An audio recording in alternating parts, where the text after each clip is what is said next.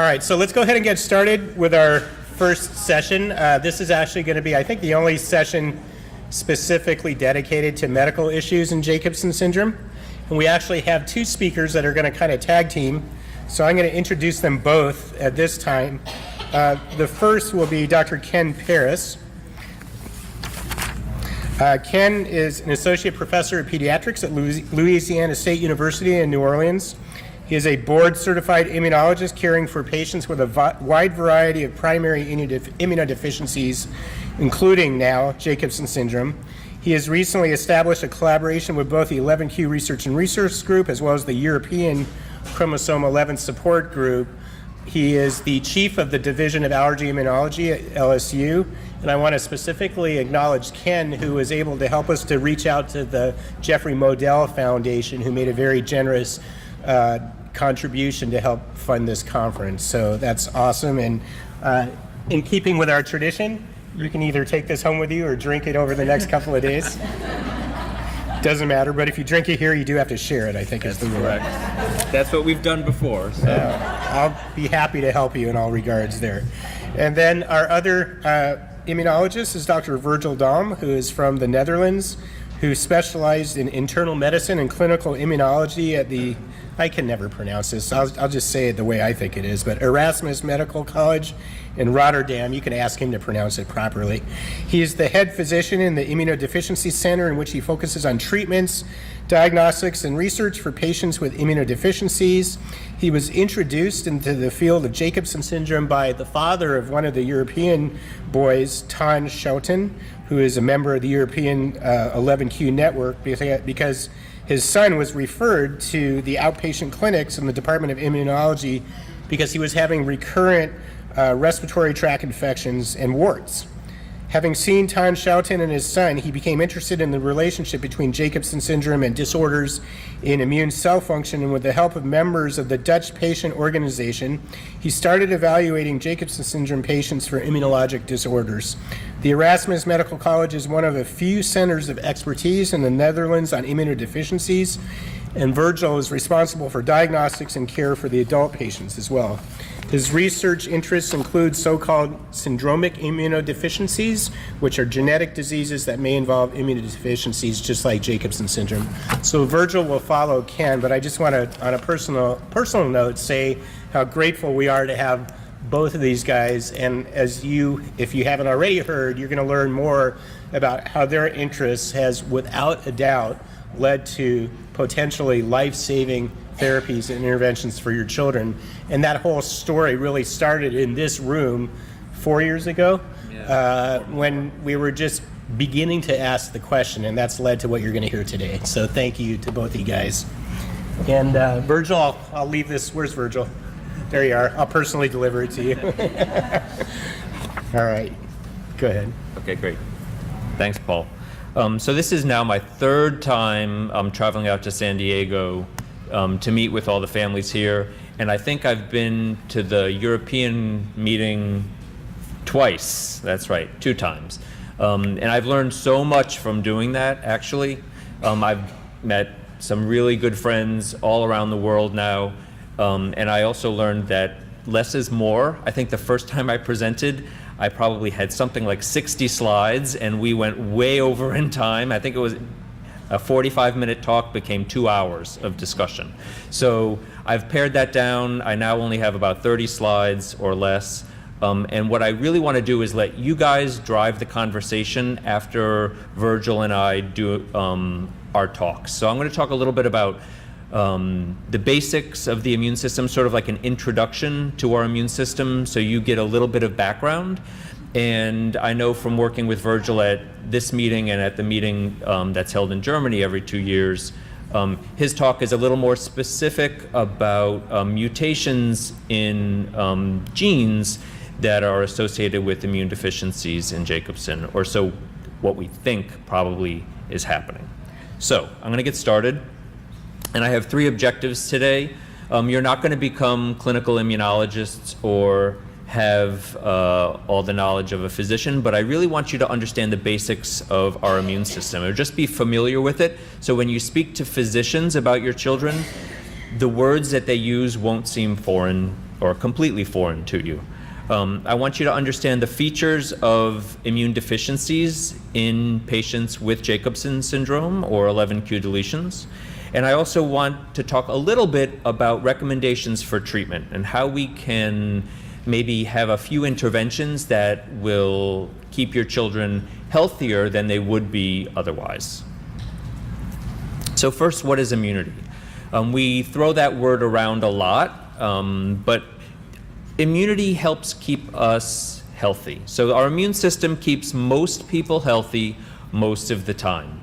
Everybody gets sick every once in a while, but if you have a normal immune system, most of the time you should be doing well. Our immune system is composed of different types of cells, of proteins, and of whole body organs, actually, that work together to protect us from infection. This is an important concept, and that is that our immune system keeps us alive by recognizing and responding to a danger signal, okay? Our immune system, while it's there and it's functioning all the time, you don't want it to be active 24/7, 365 days a year. You want it to be relatively quiet, surveying its surroundings, and then responding when it needs to. And it needs to respond when it recognizes a danger signal. And a good example of danger would be bacteria. So this is a picture of a food particle, and we all eat bacteria all the time, but our immune system, when it's functioning normally, recognizes those bacterial invaders or danger signals and kills them before they create any problems for us. Our immune system is very complicated. Medical schools do a poor job in teaching it even to many physicians. And so it's really a difficult concept to get across. But what I did today is I sort of took some things from the net and put a talk together, which maybe some people have seen before, where I describe each part of our immune system in sort of cartoon form. So these are the characters of the immune system that we're going to talk about. And the first one is the enemy, or the danger signal. Most of the time, in the context that we're going to talk about today, it's a bacteria or a virus. These danger signals or enemies can come in many different forms. They all have a unified sort of characteristic, and that is that they attack our body and create problems for us. So they're bacteria, there are viruses, and they can also be fungi or different types of mold. All those three things can cause infections in the human body. And like I mentioned earlier, that's the danger signal that our immune system is supposed to recognize. The first, or the next part of our immune system is actually a cell called the neutrophil. You may hear your physician mention this. It's usually not something that is abnormal in Jacobsen syndrome or in 11q deletions, but it is an important part of our immune system because it is the first responder. When we have an exposure to bacteria or viruses, neutrophils are very important in initially clearing those infections. It does so by making some toxic substances that directly kill the danger signal or the bacteria. And that is why, for example, when you have an infection or an abscess, right, you get pus underneath the skin. So that is from the toxic substances that the neutrophil is producing. And like I mentioned, neutrophils really are not abnormal in Jacobsen syndrome, so it's not something that I want to talk about too much. This cell, however, is abnormal in Jacobsen syndrome in some patients, or at least in some patients that I've seen, and I'm sure Virgil has seen, and that's one of the cells called the killer T cell. Killer T cells directly attack bacteria and viruses also, and they directly kill them in a similar way to neutrophils. Some Jacobsen syndromes have low levels of these T cells and really cannot protect themselves well from various bacteria and viruses. The next type of cell is called a T helper cell, a different type of T cell, and this is absolutely another cell that can be abnormal in Jacobsen syndrome. This is really a communication link, and you can see that on the cartoon that you see on the screen. It essentially tells others what to do. It doesn't directly kill the cells, but it sort of coordinates the killing by other cells. It produces different chemicals and signals that tell those cells where to go and what cells to kill. If we don't have enough of these cells, or if they don't function normally, then that critical communication link is broken and the immune response falls apart and doesn't occur the way it's supposed to. The next part of our immune system is called a B cell. B cells are very important because they make antibodies that defend against danger. It seems that B cells, and specifically a subset of B cells that Virgil will talk about in a little while, can definitely be affected by Jacobsen syndrome. And what makes these cells important is that these cells make antibodies. Antibodies are really the soldiers of our immune system.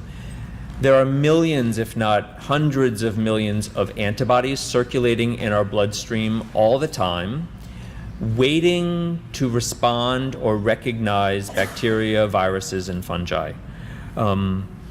These are constantly seeking out the enemy, and if we don't have enough of them, we're at risk of various types of infections. These are very specific proteins. They're designed to seek and destroy specific bacteria and viruses, and they're important at preventing viral infections, neutralizing toxins that bacteria and viruses can make, and they also help our immune system by coating bacteria, which allows for other cells to essentially gobble them up and dispose of that bacterial waste once the immune system response is over. So if that's normal as immune function, or those are the cells of a normal immune system, what exactly is immune deficiency? That's sort of what we're here to talk about, because Jacobsen syndrome in 11q patients are now known to have immune deficiency as part of the syndrome. So immune deficiency is a term that describes what happens when our immune system is unable to protect against bacteria, viruses, or other dangers in the environment. Worldwide, HIV is probably the most common form of immune deficiency, and it's very well known among physicians and in the general public. But immune deficiency that Virgil and I research and care for in our clinics is a little bit different. Our patients have what we call primary immune deficiency, and what that means is that there's an inherent defect in the patient's immune system, which they're born with, that makes them more susceptible to infection. This slide essentially describes the different types of primary immunodeficiencies that we see worldwide. And I think I would like to just point out that the most common form of immune deficiency is seen right here, which is antibody deficiencies.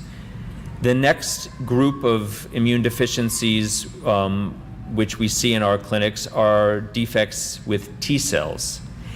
If you add all these three sections up, it becomes about 80 or 85% of immune deficiencies.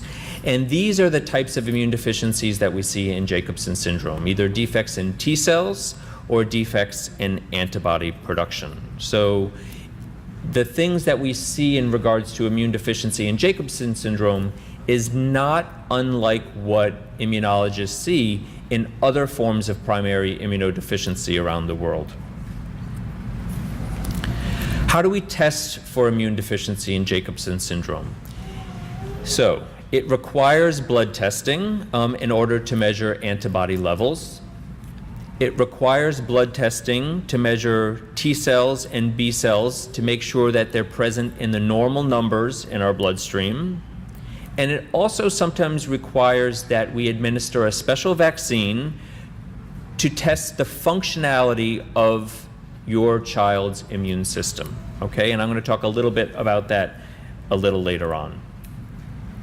Once we do blood testing to look at our immune system, we have to determine whether that immune system is normal or abnormal. And so normal antibody-mediated immunity is defined by having normal immunoglobulin levels. I mentioned earlier that there is a part of our immune system called antibodies. Antibodies are split into three main groups, or we call them isotypes: IgG, IgA, and IgM. And these levels change over time, okay? As your children grow older, the normal levels of immunoglobulins or antibodies tends to increase as children get older. Normal antibody-mediated immunity is also defined when we measure normal IgG subclasses. Not all immunologists will measure this particular test, but if yours does, he or she may note that one of these IgG subclasses might be low. And it's okay if your pediatrician or your allergist immunologist does not measure those. It's not required for the testing. And then I mentioned normal responses to immunizations. So as part of the evaluation to determine normal immunity, we measure how well your children have responded to their immunizations that they received in the first year or two of life, okay? And we measure what we call antibody titers to diphtheria, tetanus, and strep pneumoniae. In addition to measuring antibodies, part of the evaluation includes measuring lymphocytes. And lymphocytes are those T cells and B cells that I mentioned in the cartoon slides just a few minutes ago. So we measure a normal lymphocyte count on a CBC. CBCs are commonly measured in your children because of the problem with platelets, correct? So many children with Jacobsen syndrome have platelet problems, and so CBCs, or complete blood counts, are something your physicians probably order.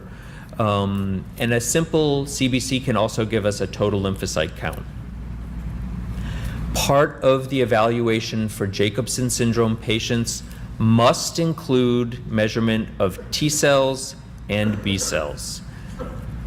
This part of the evaluation isn't done in all patients in an immunologist's office, but I think for Jacobsen patients, it is critical that the measurement of T cells and B cells occur, and specifically that we measure a population of B cells called memory B cells, which Virgil will talk about in a little more detail in about a few minutes.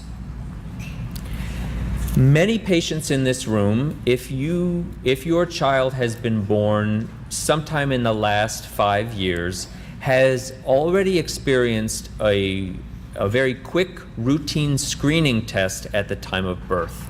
Many of the states in the US are now doing a screening for T cell deficiencies when your child is born. They're taking that blood spot, which typically might look for sickle cell disease or other inherited genetic disorders.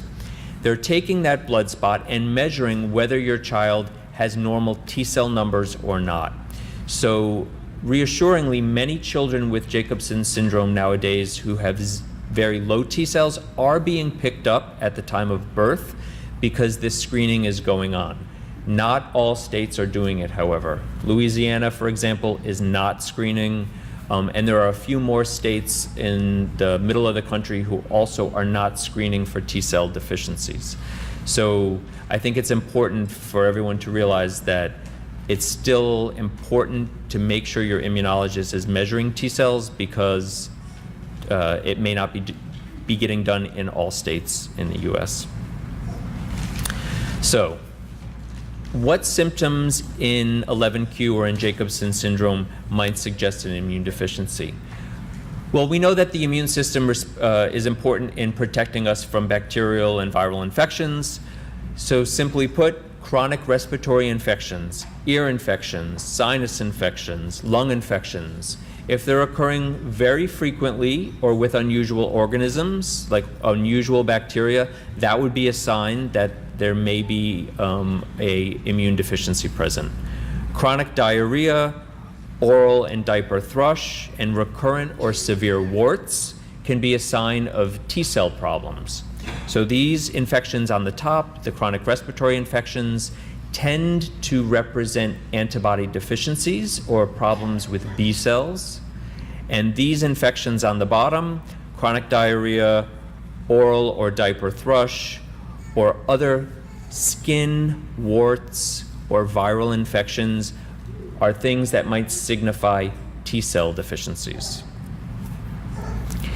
The Jeffrey Modell Foundation, which is a sponsor of today's or of this week's conference, has recognized this for many years, that there are some infections which are really sort of commonly seen in immune deficiencies, and they've put out what they consider to be a list of warning signs to help families, to help caregivers, and to help physicians recognize which patients might be patients with immune deficiencies. And I'm going to quickly go through that list because I think for everyone in the audience, it's important to see and to think about whether their children or their loved ones might have any sign of a problem with immunity.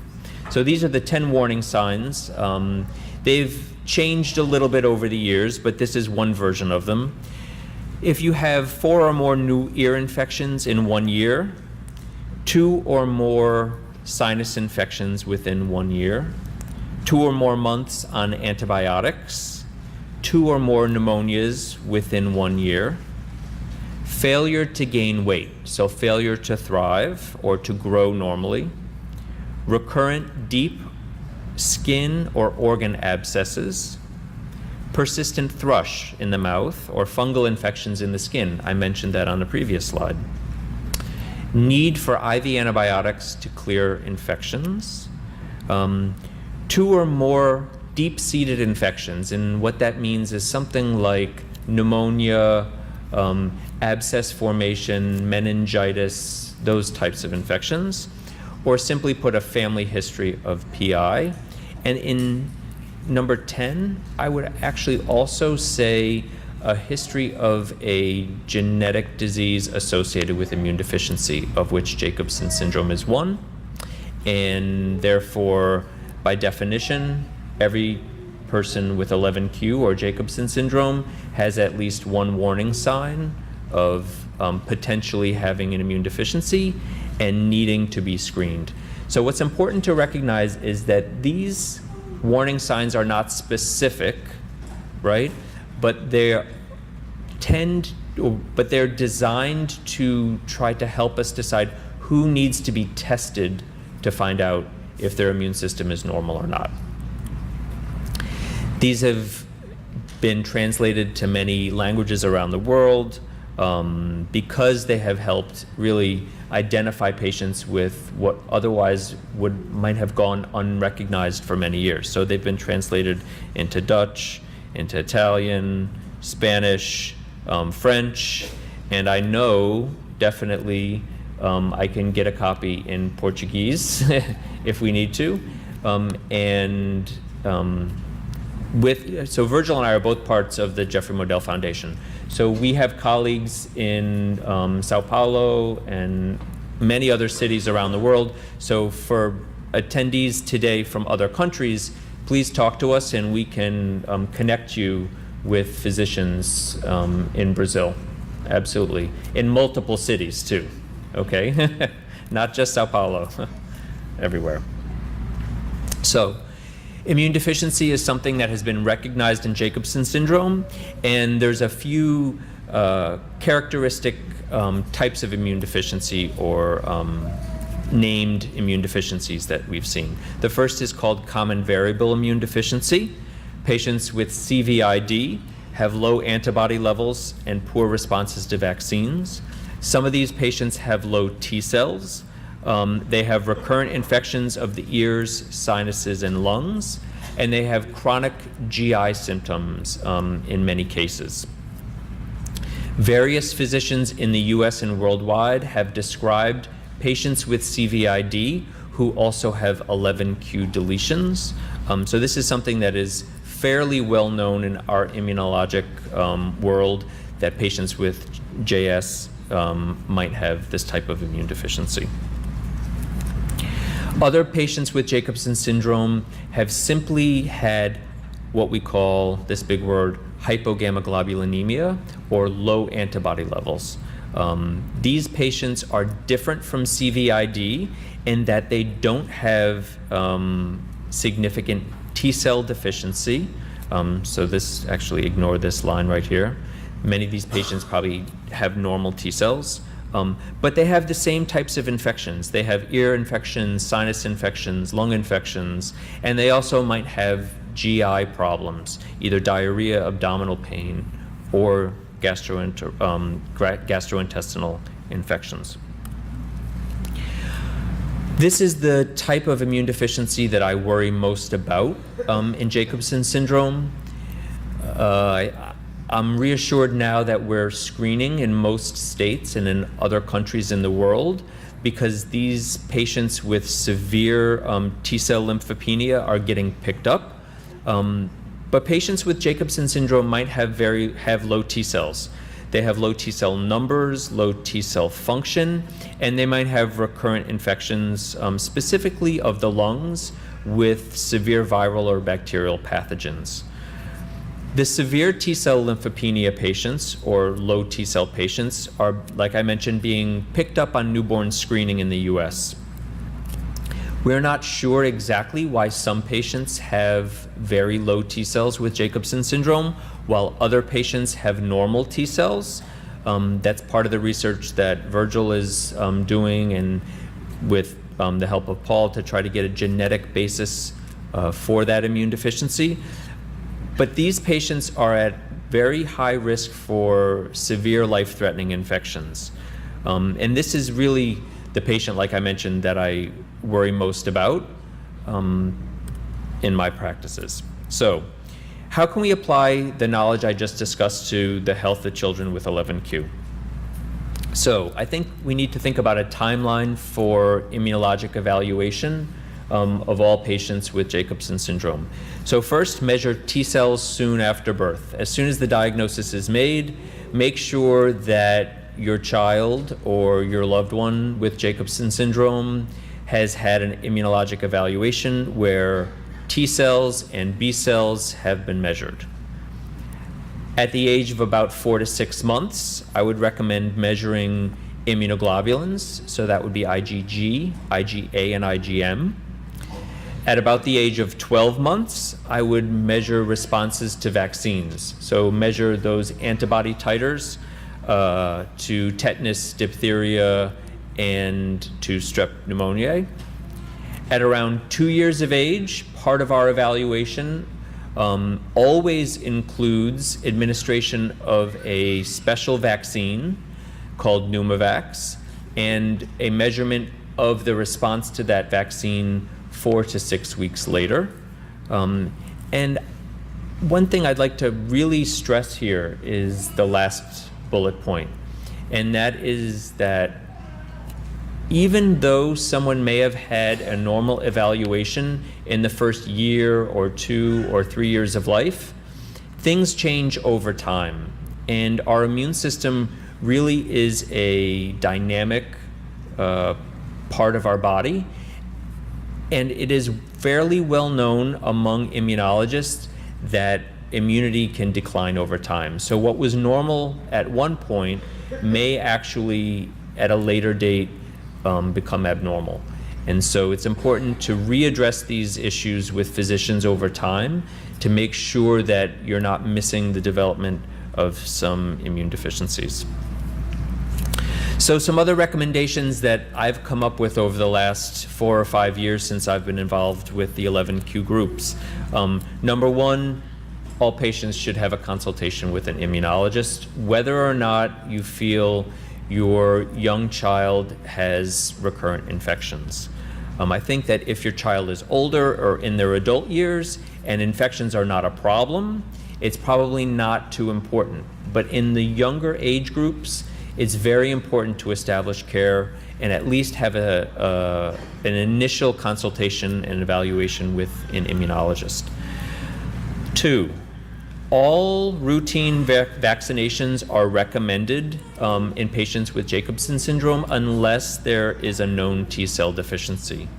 Number 3, Synagis. So many patients with Jacobson we know have heart defects, and they might qualify for receiving Synagis in the first couple of years of life. I would strongly recommend that actually all children less than 2 years of age with recurrent respiratory symptoms or any immunologic abnormality, not just T cells, actually receive Synagis for the first few years.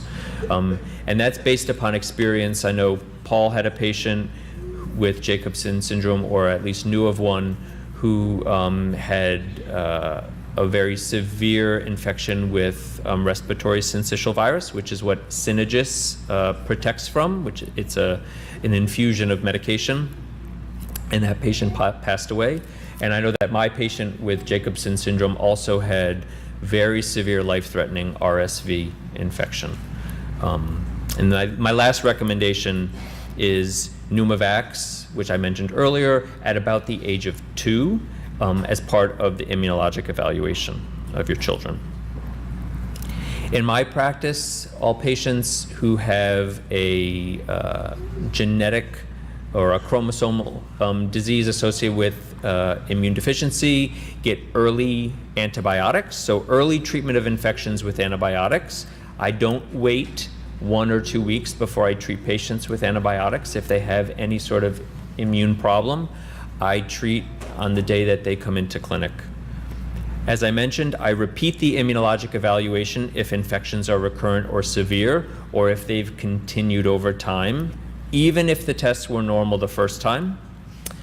And I also consider prophylactic antibiotics. And what that means is that in some patients with Jacobson, I would put them on a low-dose antibiotic on a daily basis to prevent infection, rather than treat infections after they've become a problem.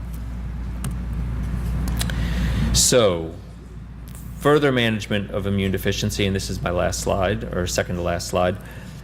Immunization is important to help, number 1, make the diagnosis of antibody deficiency, and number 2, protect children from infections. So there's no reason to delay or avoid vaccinations in the vast majority of Jacobsen syndrome patients unless there is a T cell deficiency.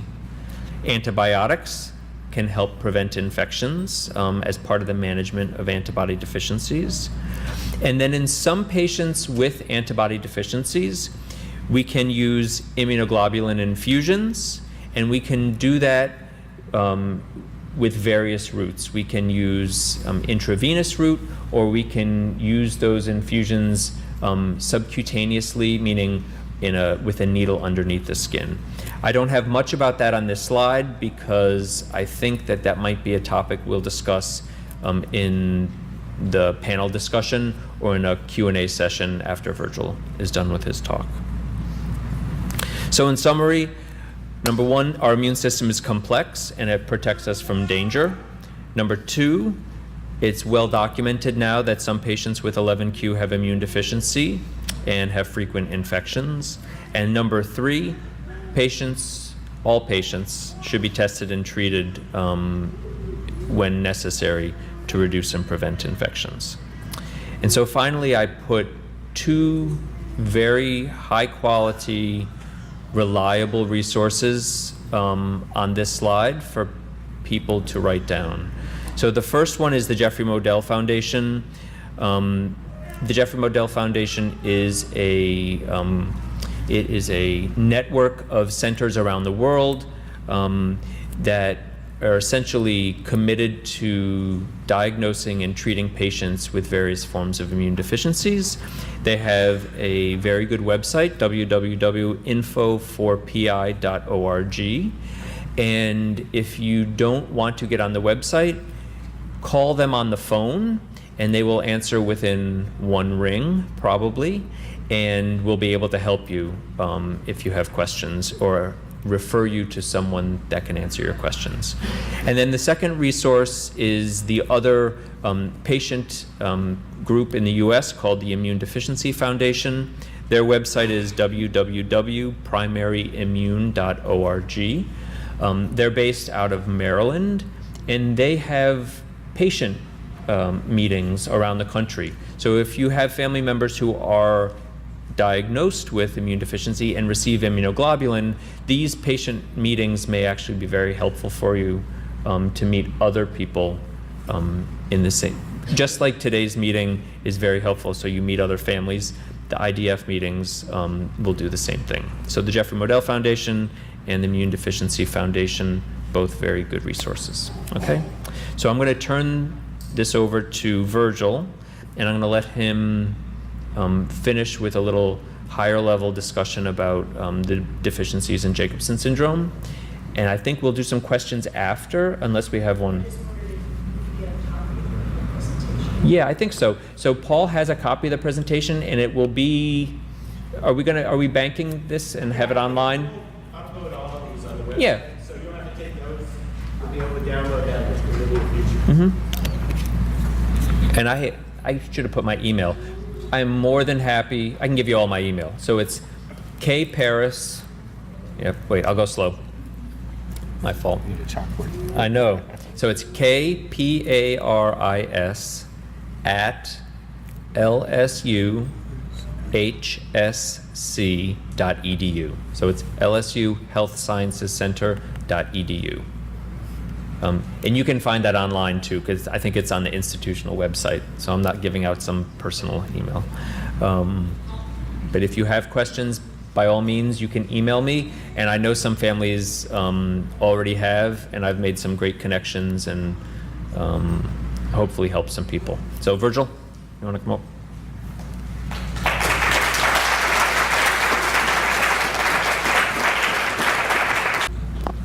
Yes, good morning, everyone. First of all, thank you for, let's say, having me here, and I'm very grateful to be here. And what I would like to do today is to show you some results of the things that we did in very strong collaboration with you, families from the United States and also from Europe. So I will go on a bit where Ken left us. So what about the immune system in, let's say, 11q or Jacobsen syndrome? As Ken already nicely introduced, our immune system is essential for defense against everything what comes from the outside. So bacterial infections, viral infections, parasite, fungus. So everything we don't need inside has to be get rid of by our immune system. And Ken already nicely showed that this is a very complex system involving many different cells, involving many different protein components, peptides and stuff like that. So this is just to show you how complex this immune system is. To simplify a bit, I always use this picture. I used to use the picture of the Dutch team, but this is not very successful these days. So these are my Belgian friends, and they might have a good opportunity to get very far in this European Championship this year. So what do we need? We need good players. So we need good immune cells. We need enough of them, and we need them to do their job well. And as I already showed in the previous slide, you need this very complex interaction. So you need the cells, but they need to work together. And I always say your immune system should be like a perfect marriage, as it exists. So what is the function of these immune cells? They need to work together, support each other. The B cells, the T cells have to support each other in defense against infections. They have to have an overlap in function. So if the B cell doesn't work properly, maybe a T cell can take over the job of the B cell and take care of immune cell function. They have to act together. B cells, T cells come together in action against infections. Very importantly, our immune system is important for defense against viruses, bacteria, fungal infections, parasites. So they have to recognize what is from the outside. So if a bacteria comes in, the immune system has to recognize this is not from our body, so defense should be made. On the other hand, it's very important that the immune system does not recognize parts of our own body as non-self. Like for instance, in autoimmune disease, our immune cells react against parts of our own body, and you get autoimmune disease. It's very important to eliminate intruders, and very importantly, our immune system is able to learn. And I will come back to that later because it's a very important phenomenon that we see in disturbed in Jacobsen syndromes. So some components of the immune system are clearly already introduced by Ken. We have this, what we call eating cells. You see a red bacteria, and the phagocytes, these are called the eating cells. And as you can see on this animation, bacteria is directly eaten by these cells, so destroyed by these cells. And also already showed by Ken, these cells are nearly never disturbed in 11q disorder. Today we will focus on the T lymphocytes and the B lymphocytes. The T lymphocytes are mainly important for defense against viral infections, against fungal infections, and in helping the B cells attacking or addressing bacterial infections. And the B cells produce antibodies. We have hundreds of millions of specific antibodies targeted against bacteria. And how does it work? These antibodies have this kind of structure, like a Y, like this, these two hands having an apple inside. What happens when a bacteria enters the bloodstream or enters the body? This part, the upper part of the antibodies, so the upper part of the Y structure, attach to the outside of the bacteria, and the tail, so the tail of the Y, is recognized by those eating cells. And those eating cells are activated and can clear the infection. So we have a bacteria, antibody attaches, and the eating cells can destroy this complex and thus destroy the bacterial infection. So our immune system involves a lot of organs. Immune cells are produced in the bone marrow, which is located inside the large bones. But you have also other immune organs, like the spleen, the thymus, which are both important in development, further development of our immune system. We have the lymph nodes distributed along the body, which are storages for our immune cells. So our immune system is very complex, and it is located all over the human body. So today, I will try to focus on some parts of the immune system. Here I show you an animation of the bone marrow. So the bone marrow is the origin of all blood cells. Red blood cells, platelets, and the white blood cells, which are our immune cells. So from these stem cells, the mother of all immune cells, T cells may develop by the thymus, or B cells may develop in the spleen, and those are the cells that produce the antibodies. As already mentioned, IgG, IgA, and IgM, and IgE I won't mention because this is an antibody which is mainly involved in allergies. So what happens if you have a defect in normal immune cell function? Of course, recurrent infections. Gastrointestinal tract infections, ear, nose, throat, and lung infections are the most important. And the antibody deficiencies are thus the most important primary immunodeficiencies we know, with a decrease in production of IgG or a decrease in the function of the immunoglobulins. So the defect is located over here.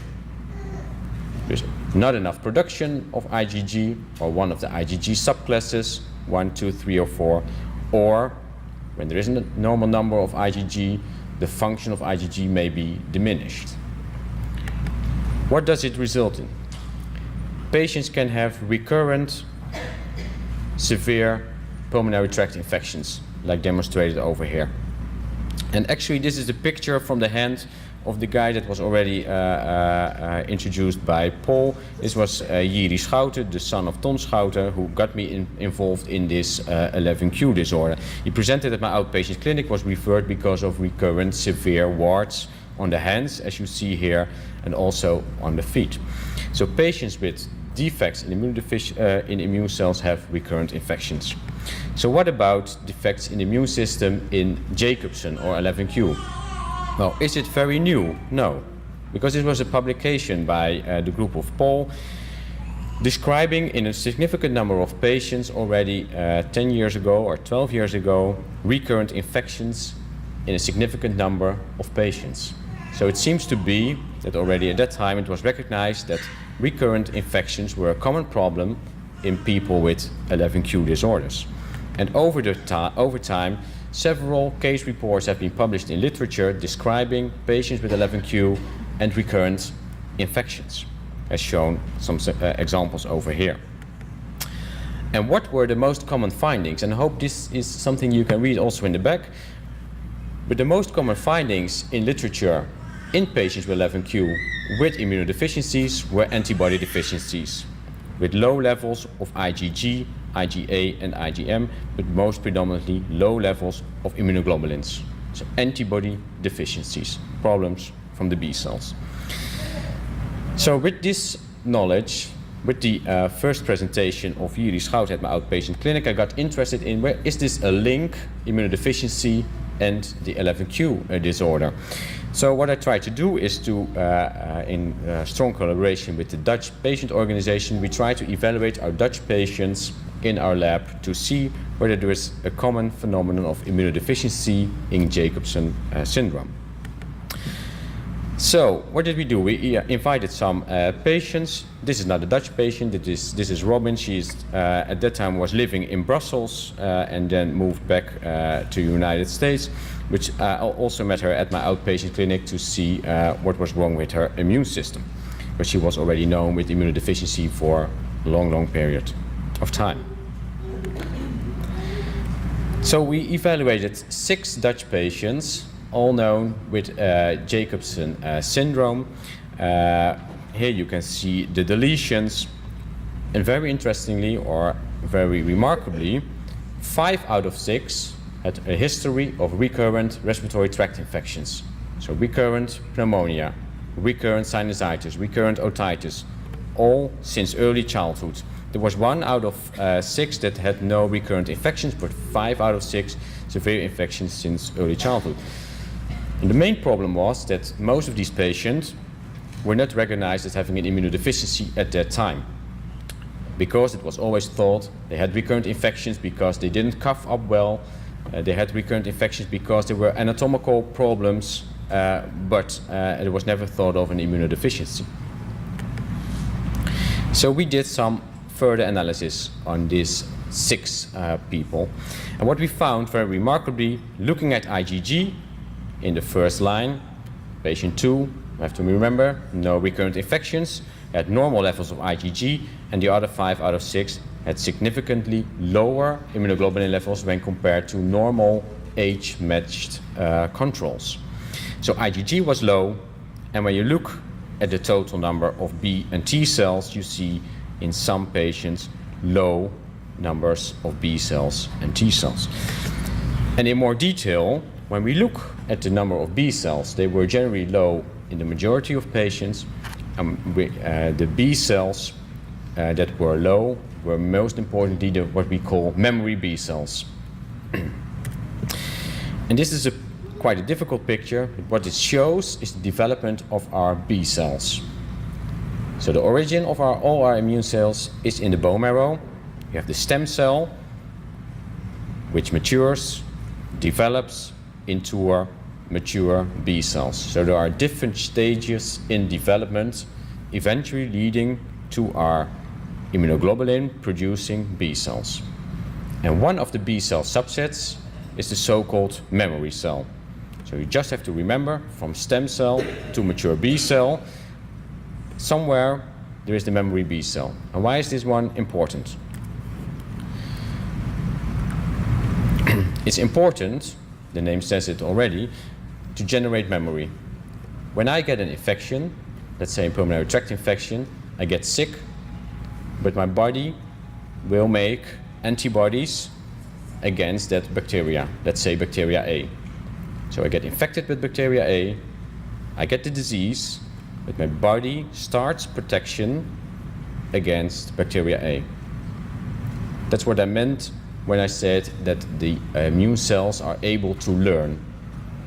So you get infected once, your body, your immune cells, your memory B cells start producing antibodies that upon a second encounter with that same bacteria, you get less severe disease or don't get the disease at all.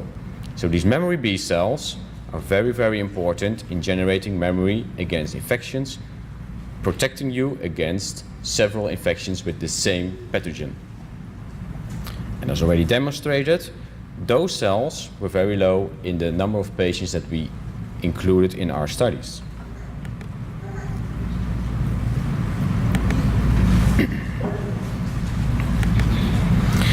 So again, in the graph, the total number of B cells was lower when compared to healthy controls. And when we look into the memory B cells, you see very significantly lower levels of memory B cells in 11q patients. So the memory is diminished in this number of patients. And already introduced by Ken, this is a common variable immunodeficiency, one of the most predominant immunodeficiencies we see in general patients with primary immunodeficiencies.